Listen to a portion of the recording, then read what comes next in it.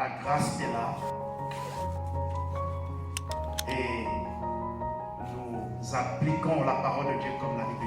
Il est doux et agréable aux frères et sœurs de demeurer ensemble pour la parole. Amen. Amen. Amen. Bien-aimés, je ne vous attends pas. C'est comme si vous n'êtes pas là. C'est comme si on continue avec la musique, l'adoration, comme ça vous allez bien répondre. Amen. Amen.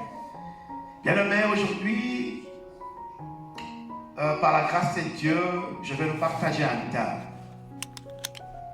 qui s'intitule sur la douleur. Amen. Je vais vous partager un thème qui s'intitule sur la douleur. Bien-aimés dans le Seigneur, les contextes que nous venons de lire dans la Bible nous montrent qu'il y avait une personne au nom de Anne. Comment est-ce que cette femme d'abord subissait toujours de l'injure à son égard, subissait des choses impossibles venant de la part de sa rivale. Et la Bible nous dit que cette femme souffrait au quotidien. La souffrance qui était dans le cœur de cette femme était au quotidien. Ça veut dire que chaque jour que cette femme souffrait.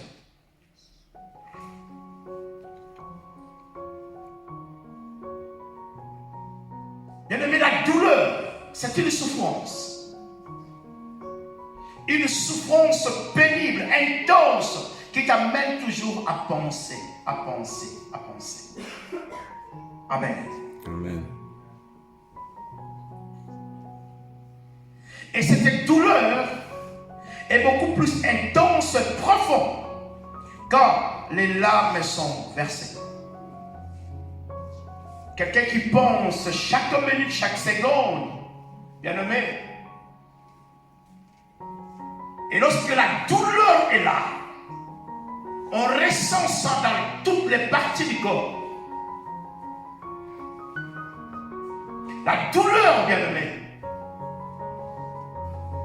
te pousse même à gêner plus que mal une personne qui gêne normalement.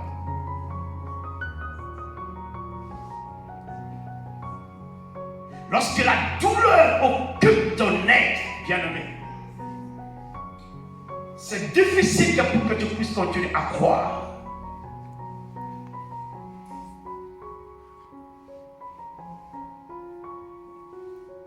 La douleur, c'est une voix. Chacun d'entre nous a son histoire. Et la douleur trouve sa source quelque part dans la Bible. Amen. Apocalypse chapitre 12, verset 12. Apocalypse chapitre 12, verset 12. Là, nous allons voir la source. Pourquoi la douleur?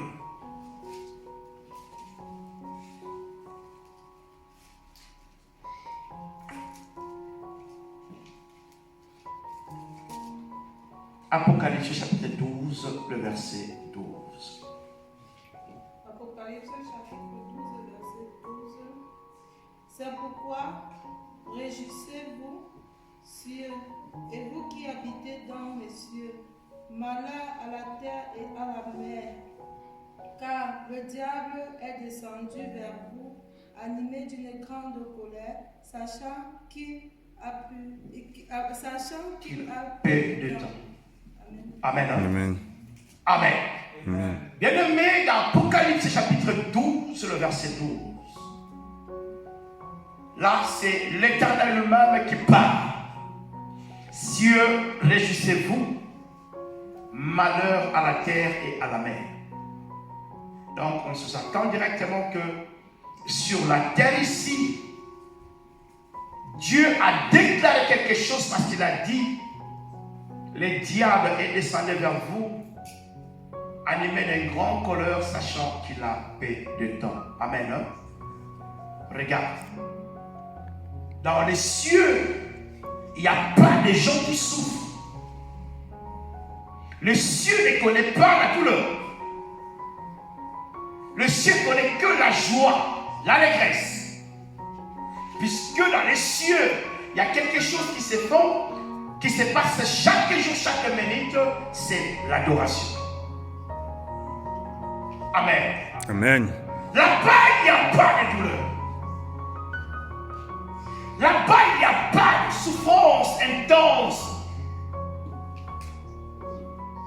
Tout le monde qui se retrouve là-bas, à côté des anges et de Dieu, il est dans la joie. Mais sur la terre, la Bible dit, malheur à toi la terre. Et la mer, sachant que l'ennemi est descendu vers vous, animé d'un grand colère, sachant qu'il a peu de temps. Amen. Bien-aimé, la Bible dit ceci. Il n'y aura pas de femme stérile au ciel là-bas. Amen. Hein?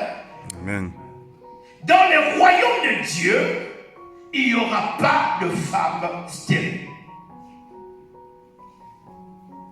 Il y a des choses qui sont sur la terre, mais là-bas, au ciel, il n'y en a pas. Amen. Amen. La douleur, bien-aimé, c'est quelque chose qui t'amène à écrire une histoire. Parce que chacun d'entre nous, dans sa vie, depuis qu'il est né jusqu'à la preuve du contraire, il y a toujours une histoire. Nous avons toujours des moments où nous passons des moments de douleurs, de souffrances intenses. Et c'est un moment où, si tes deux pieds ne sont pas avec Jésus, bien-aimé, on arrive à abandonner la foi. Oui, je connais beaucoup de gens, bien-aimés. C'est même la raison la plus imminente pour le moment pour ceux-là qui ne croient pas en Dieu, parce qu'ils disent que Dieu est injuste. Amen. Amen. J'ai eu à rencontrer un homme pendant que j'étais encore au Congo. Cet homme a vécu ici en Europe pendant très longtemps. C'était pour la première fois qu'il rentre au pays. Et toute la souffrance qu'il a pu voir là-bas au pays, il est allé très loin en disant que Dieu est injuste. Dieu n'existe pas. Pourquoi tant de souffrances ici en Afrique, alors qu'en Europe les gens vivent très bien. Amen. Amen. Amen. Amen. Amen.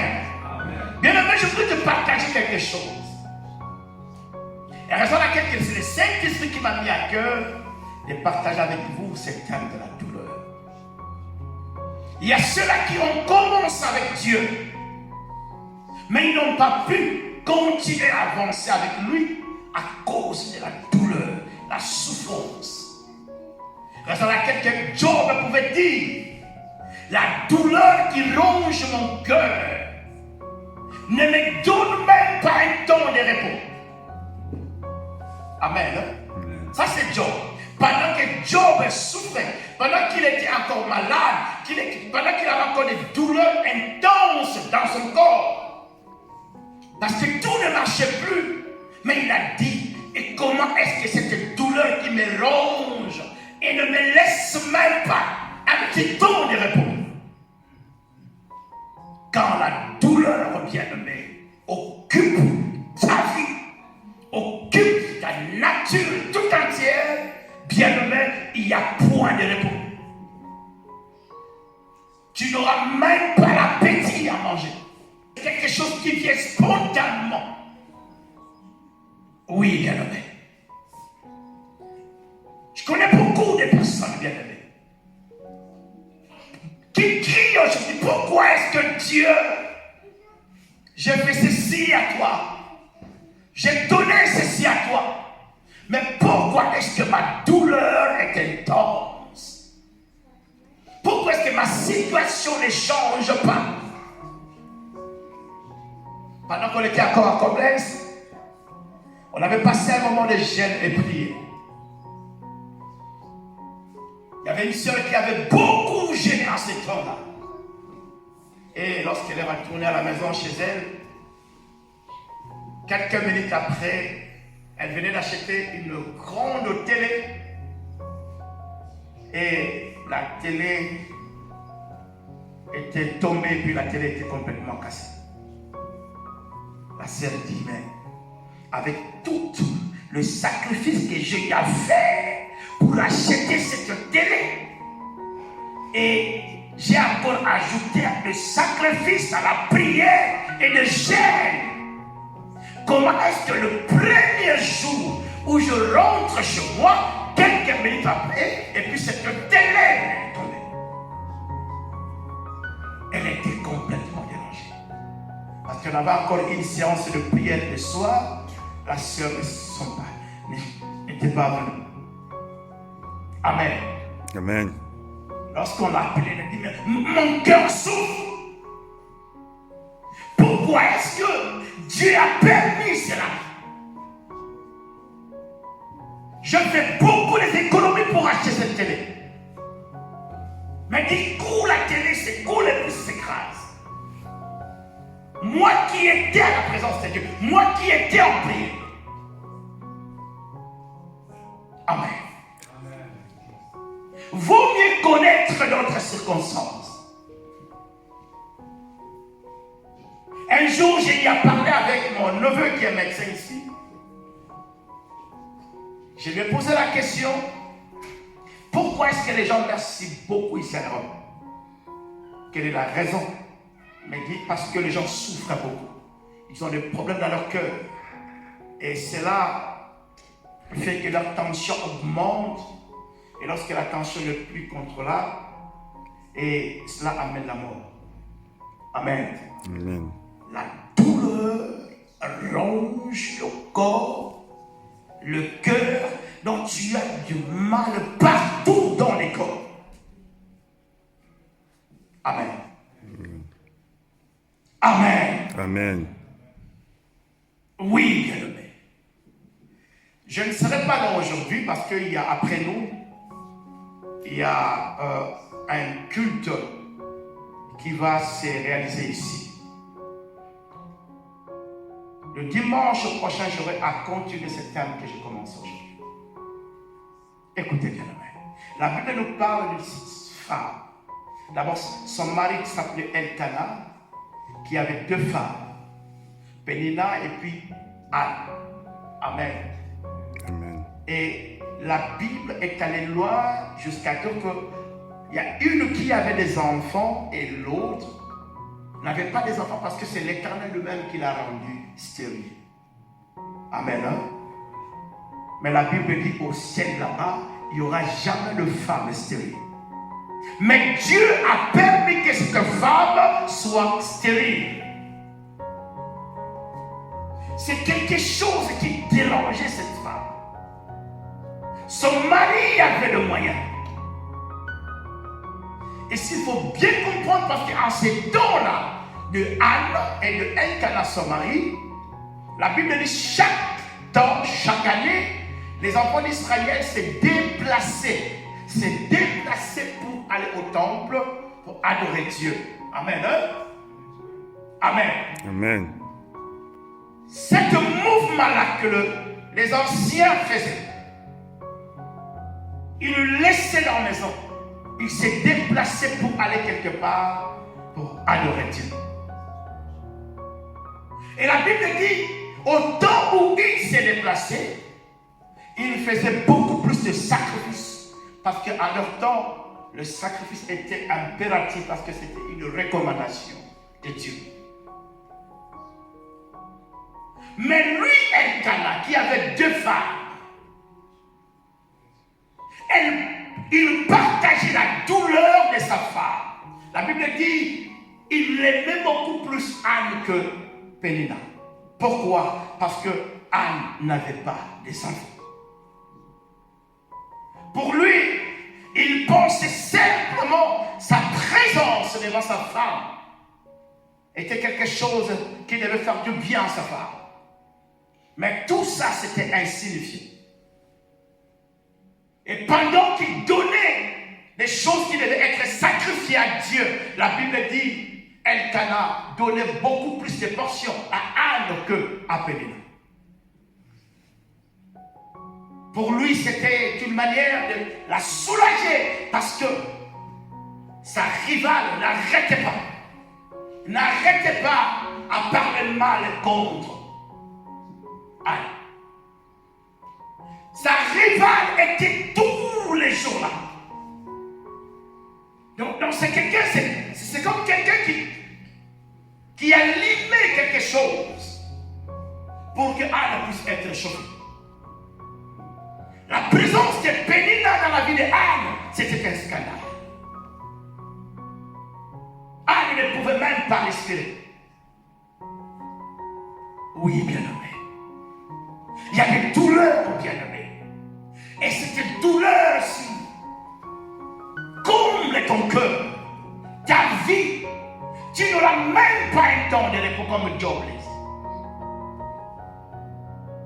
Bien-aimé, écoutez la parole de Dieu. Quand je préparais ce message, moi je ne prêche pas des choses que je vis ailleurs. Non. Je prêche des choses qui sont le vécu que moi-même j'ai expérimenté. Et c'est pour cela que je vous dis, la douleur, c'est une histoire qu'on doit écrire. Parce que chaque douleur a un temps. Oui, fixé par Dieu. Cette femme avait tout. Mais quelque chose l'a dérangé. Quelque chose l'a dérangé. Mais l'autre a des enfants. Mais ma vie à moi. C'est comme Abraham. Abraham avait tout. Abraham, il y avait quelque chose qui l'a dérangé. C'était aussi pour ne pas avoir d'enfants. Quelqu'un qui était béni par Dieu, choisi comme le père de la foi de l'Église, mais puisqu'il y a quelque chose qui manquait dans sa vie, et c'est là, il rongeait des douleurs dans le cœur. Amen. Amen. Amen. Amen. Bien-aimés, nous nous rencontrions comme ça. Mais je sais que chacun d'entre nous a une vie particulière qu'il a. Et si je commence à vous demander votre histoire, que chacun d'entre nous puisse relater ce qu'il vit comme une douleur intense dans sa vie, ça sera tellement difficile à comprendre.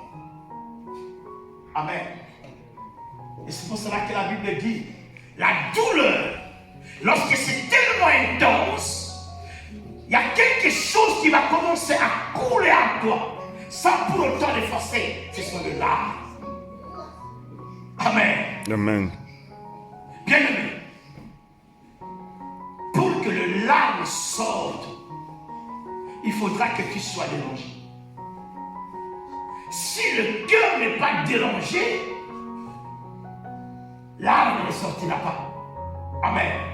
Amen. À moins que tu fabriques, tu mets de l'eau et tu fais comme du théâtre. Mais pour que l'âme sorte de l'humain, bien-aimé, il faudra qu'il y ait quelque chose. Il faudra avoir quelque chose dans le cœur qui te dérange. Alléluia. Tu es en bonne santé ici. Tu as un travail. Tout va bien chez toi. Mais regarde les autres. Comment est-ce qu'ils vivent?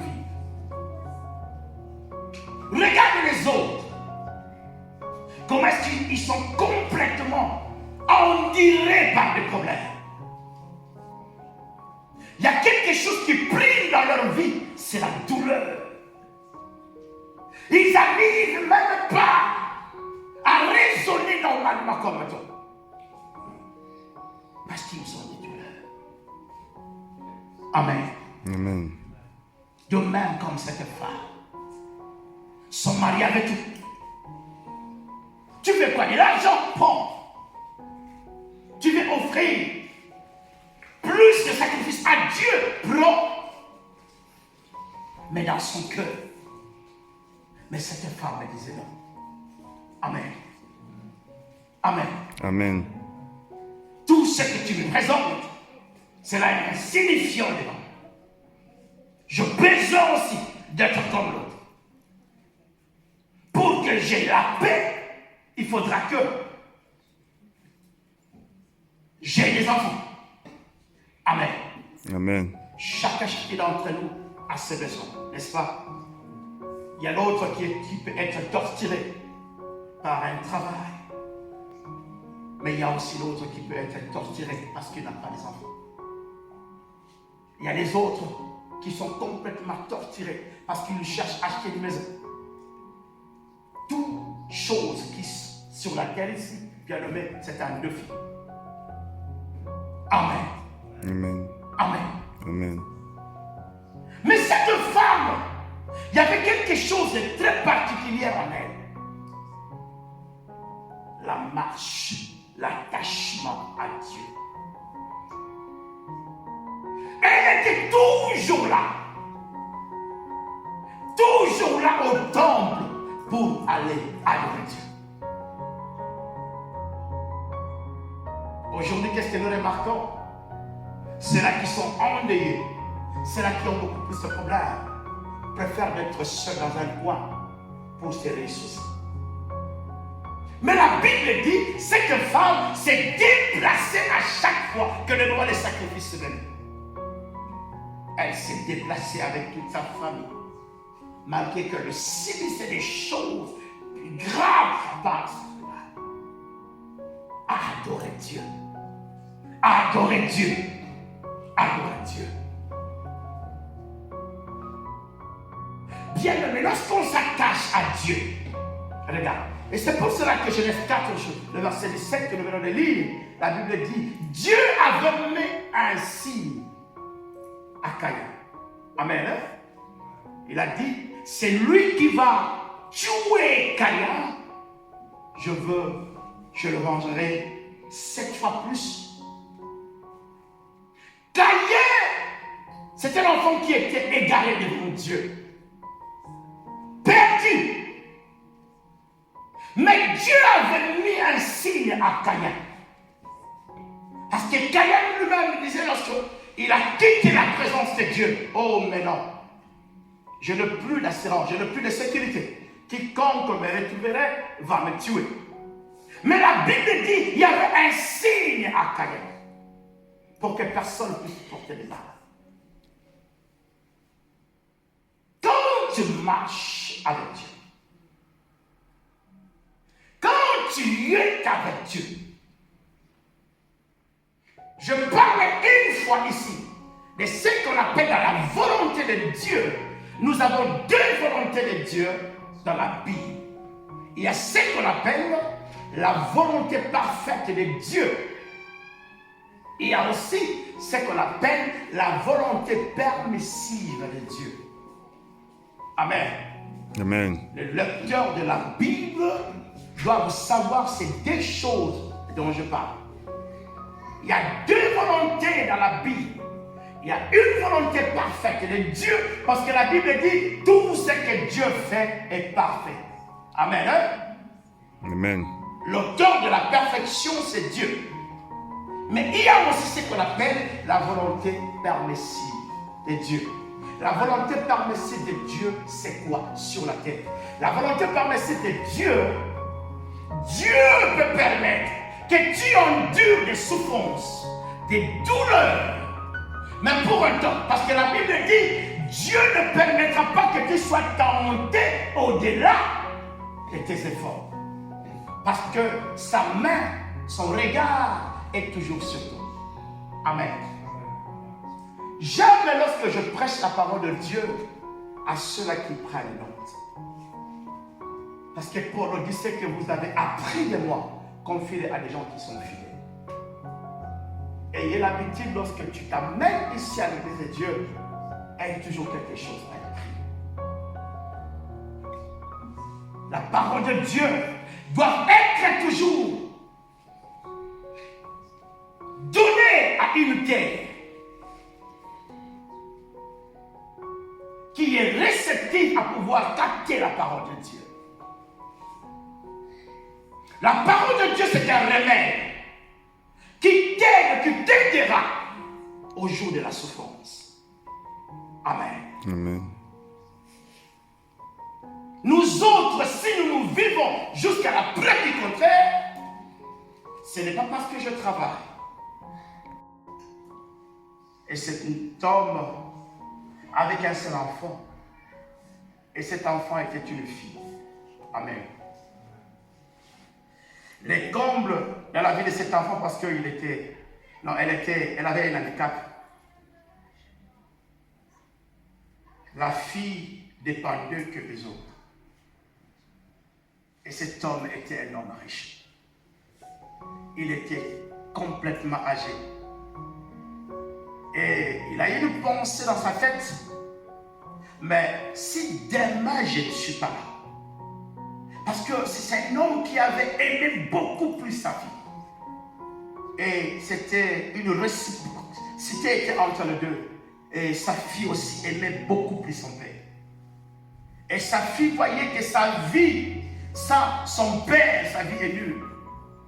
Et il allait le même aussi chez son père. Et cette chose commençait à déranger les cœurs de son père. Un jour, son père a appelé son cousin, il a dit, montons une histoire. Je vais me déplacer pour un temps et toi tu vas laisser apprendre à ma fille comme si je connais l'accident et suite à cet accident je connais l'homme. Amen. Écoutez-moi très bien. Il a dit, les cousins, mais comment est-ce qu'on peut fabriquer quelque chose comme ça? Il a dit, fais-le, je ne sais pourquoi je le fais. Parce que je dois déjà commencer à préparer ma fille à vivre demain sans moi. Parce que tout ce que j'ai, c'est elle qui va gérer ça demain. Mais à cause de son état, c'est ce qui me fait tellement mal.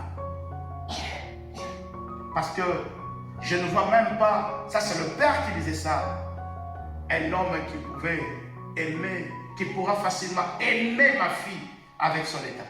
Oui, quelqu'un peut l'aimer parce qu'elle a du bien.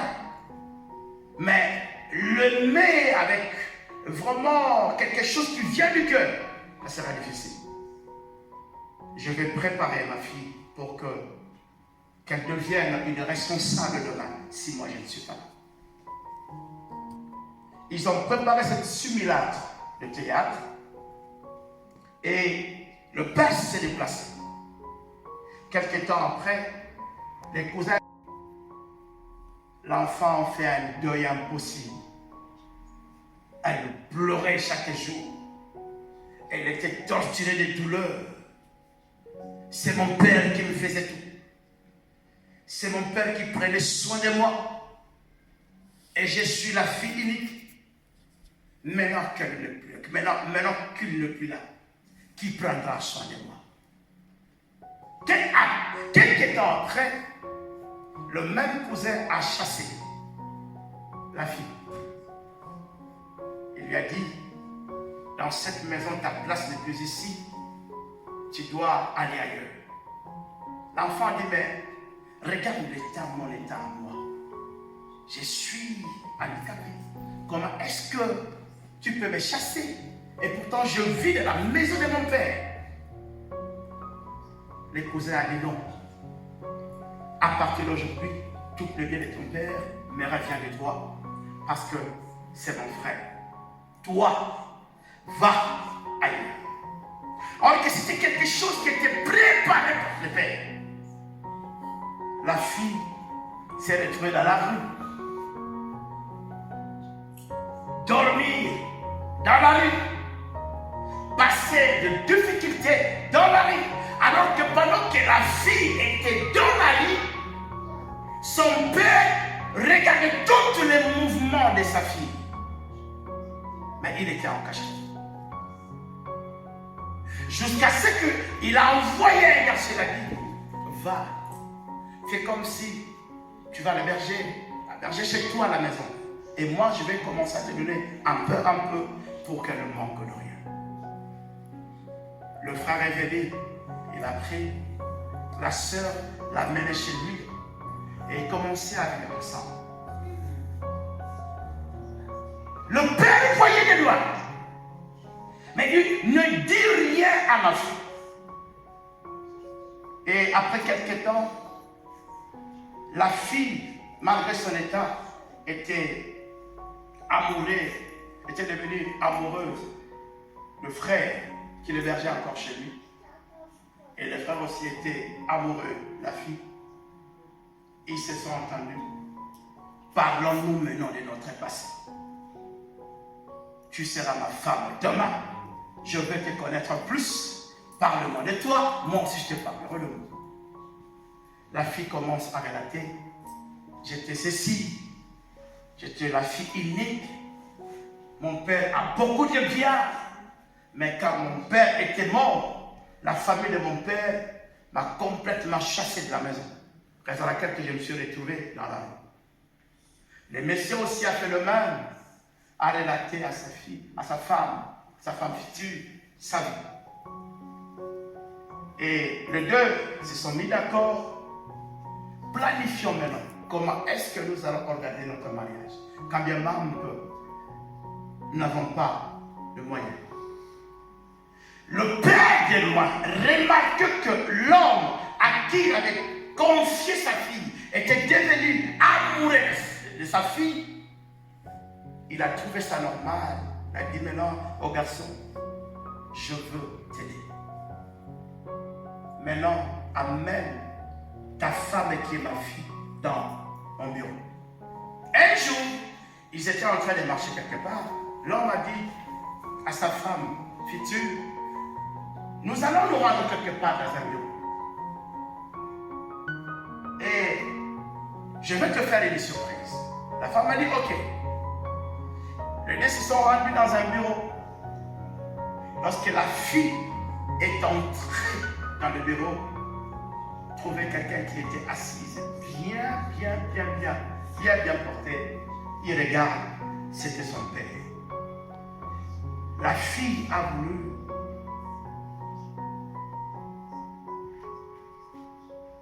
connaître quelque chose de malheur, faire une crise. Et le garçon est venu, son père a laissé là où il était assis, est venu vers sa fille. Il a embrassé sa fille. Il lui a tout expliqué. C'est moi qui avais tout organisé. C'est moi qui avais tout organisé. Je voulais que tu sois une responsable demain. J'avais préparé cette douleur, ces temps de douleur, mais avec un don. Je te suivrai de près. Et pour moi, les temps étaient arrivés pour que tu me revoies encore dans ta vie. Amen. Amen. Quand le papa a tourné la terre à sa fille, et il y avait d'abord la douleur, après la joie était venue. Et il a dit au garçon, parce que tu as respecté toutes les consignes que je t'ai données, tu as bien pris soin de ma fille, ma place, c'est toi maintenant qui deviens le père de cette entreprise. Alléluia. Amen. Quelle récompense! C'est comme ça Dieu. Amen. Amen. Cette femme Anne, pendant que elle était souffrante sur la terre, douleur intense dans sa vie, mais il y avait les yeux de Dieu. Les yeux de l'Éternel étaient toujours en elle. Pourquoi? Parce qu'elle était toujours là. Quand il ne pouvait pas manger, Mais il respectait les temps de Dieu. Elle était la première à se retrouver au temple pour adorer Dieu.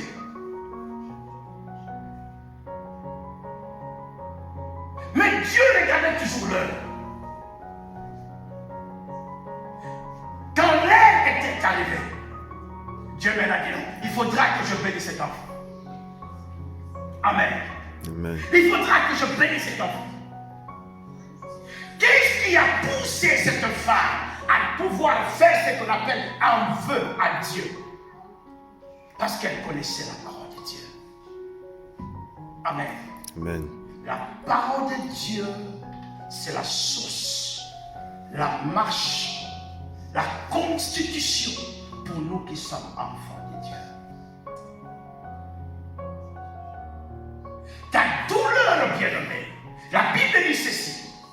Les enfants d'Israël, pendant qu'ils étaient sous l'emprise de Pharaon en Égypte, mais Dieu attendait tout simplement un temps fixé par le mal. La douleur, si tu es enfant de Dieu et que tu marches avec un Dieu, il y aura toujours un temps et que cela prendra fin. Parce que Dieu le sait. Dieu ne se répand pas de sa parole. Il dit, je ne permettrai jamais que tu sois tenté au-delà de tes forces. Ça veut dire que pendant que tu souffres, pendant que cette douleur est intense, bien entendu dans ta vie, mais les yeux de l'Éternel est là.